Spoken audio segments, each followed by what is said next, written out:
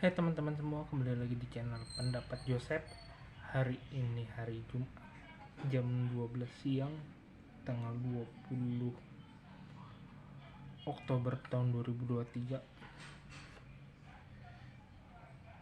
Saya mau ngomongin tentang Liga Italia. Monza melawan Roma yang akan menghadapi Monza. Nah, kalau kita lihat dari hasilnya Monza, ya di saat Roma seri lawan Salernitana di awal pekan musim ini, sebelum jeda internasional, Salernitana menang 3-0 lawan Salernitana. Hal itu menyebabkan dari sisi klasmen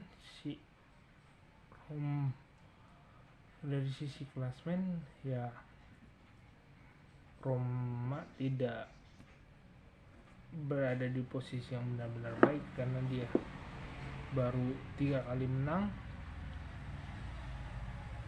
2 kali seri, 3 kali kalah lawan Torino, kalah lawan Genoa, kalah lawan Milan, kalah. Nah, si Monza lawan yang paling fatal itu lawan Inter Milan, tapi dari komposisi tim nggak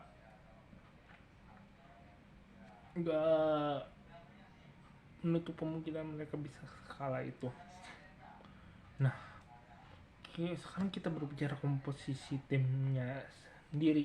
Misalnya nggak bisa ditafikan lagi, Roma sangat diuntungkan dari pembelanjaan bulan Januari, meskipun mereka sudah harus mengumpulkan banyak uang dahulu sebelum bisa merekrut banyak beberapa pemain, dan pemain yang direkrut pun secara praktis itu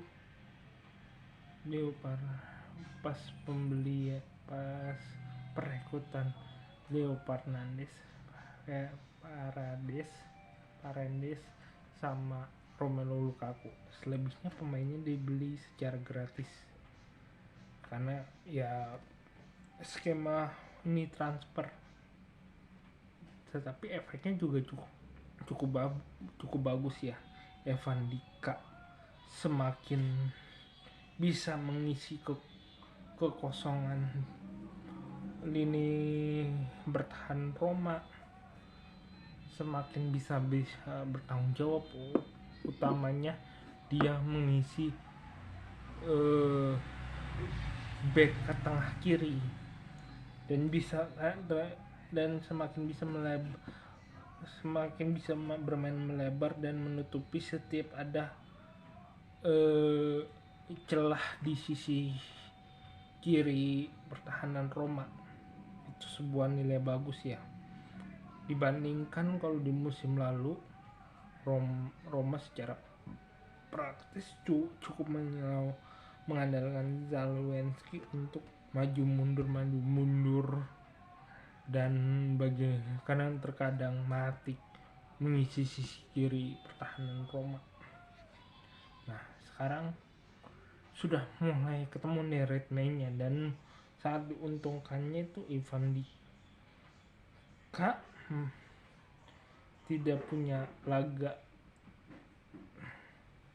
internasional, terus Mancini yang dapat laga internasional, sama 3 pemain Brian Cristante punya laga internasional, terakhir si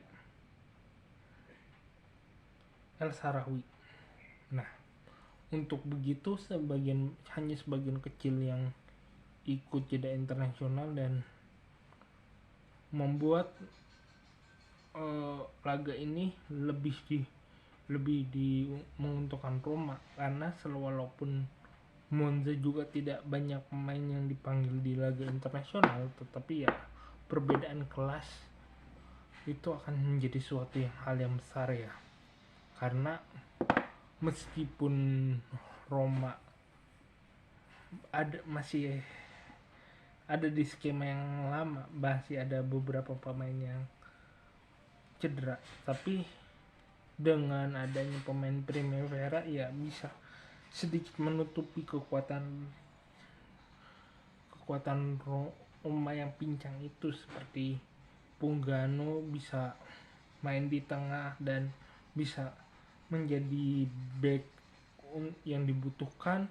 Terlebih Diego Llorente sudah kembali dan kemungkinan baru akan dimainkan itu di laga Inter ataupun di menit babak kedua di musim ini, di pertandingan nanti. Jikalau misalnya yang bisa dimanfaatkan Roma sekarang adalah yang bisa dimanfaatkan situasi Roma sekarang yang saat Moza bermain ya adalah, satu adalah keuntungan mereka ada di peringkat di atas, menyebabkan mereka akan jauh lebih pede. Terus pemain mereka sedikit yang dipanggil di timnas. Ketiga adalah situasi judi ini. Meskipun Roma sudah memberikan pengumuman mereka belum bisa mempercayai gosip perjudian, tetapi mendukung pemain-pemain yang dituduh terlibat. Ya, secara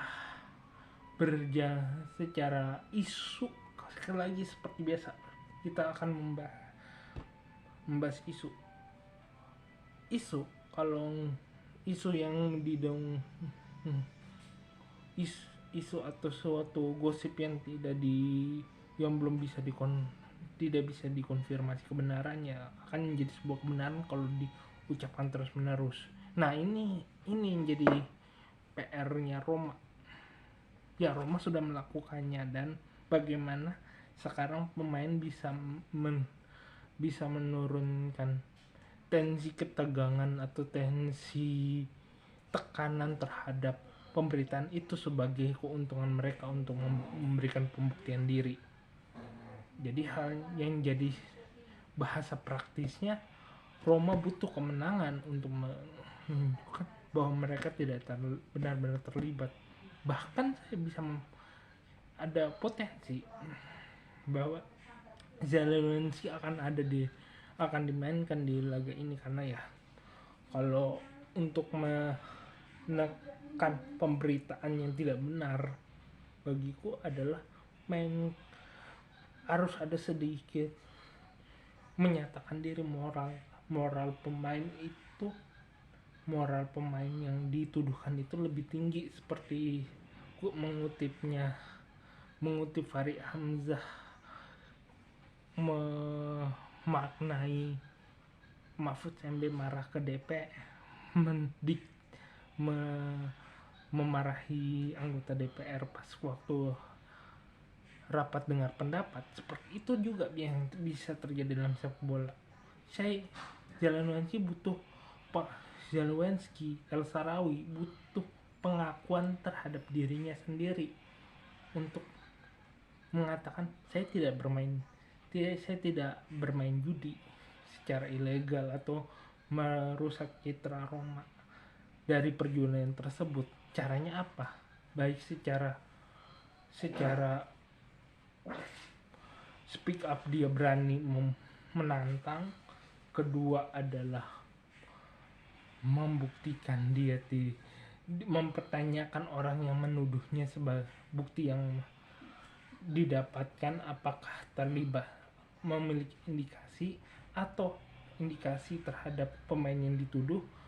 Dan ketiga adalah mereka butuh ruang untuk membuktikan kepada publik sepak bola Italia bahwa Zelensky dan El Shaarawy memang tidak terlibat, dan mereka ya dua-duanya harus main. Syukur sekali kalau mereka bisa mencetak gol yang membuat tekanan pada orang yang suka mendeskripsikan Zalewski atau orang yang suka menuduh seperti itu. Juga El Sarawi juga termasuk untuk sebagai pembuktian bahwa kami nih pemain profesional dan akan selalu bekerja profesional. Sekian dari saya, kurang lebih mohon maaf jika ada ketidaksukaan, kritik, saran dan ide, tulis di komentar. Subscribe pendapat Joseph, like video ini, dan jika mau berinvestasi klik link Saweria di deskripsi atau scan barcode di pojok kiri bawah. Terima kasih.